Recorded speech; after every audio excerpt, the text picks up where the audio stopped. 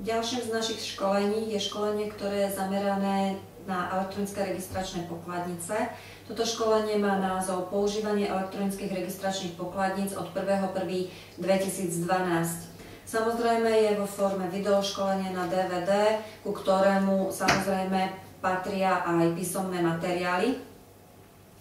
Obsahom tohoto školenia je zákon o používaní elektronických registračných pokladníc, to znamená zákon 289 z roku 2008. V rámci celého školenia prejdem úplne všetky povinnosti, všetko, čo teda upravuje zákon 289 z roku 2008. Ďalej prejdeme aj novely tohoto zákona, to znamená dve posledné a najpodstatnejšie zmeny, ktoré boli upravené zákonom 494/2010 a zákonom číslo 331/2011. Ďalej budeme hovoriť o osobách povinných zo zákona používať elektronickú registračnú pokladnicu. Takisto prejdeme povinnosti tých, ktorí musia teda tú registračnú pokladnicu používať. Takže v ďalšom bode sú to povinnosti predávajúcich pri používaní elektronických registračných pokladníc pri predaji tovaru a poskytovaní služieb.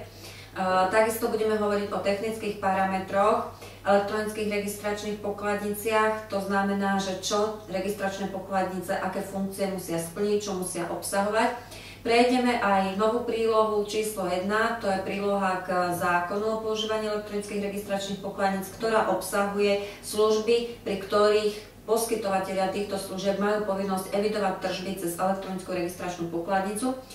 V poslednom bode budeme hovoriť o kontrolách dodržiavania všetkých povinností, ktoré vyplývajú teda z tohoto zákona a z noviel k zákonu a takisto budeme hovoriť o správnych deliktoch a pokutách. To znamená, že do zákona nám práve poslednou novelou pribudol paragraf 16 a 16b, 16c, ktorý hovorí práve, že čo je správnym deliktom, to znamená, že čo predávajúci, ten, kto má povinnosť používať elektronickú registračnú pokladnicu, neurobí. To znamená, že dopustí sa nejakého nedostatku, je definované ako správny delikt a práve spomenuté paragrafy toto obsahujú, plus obsahujú aj pokuty, ktoré každý jeden teda za porušenie nejakej tej povinnosti môže dostať. Áno? To znamená za každý správny delikt, aká je zo zákona pokuta.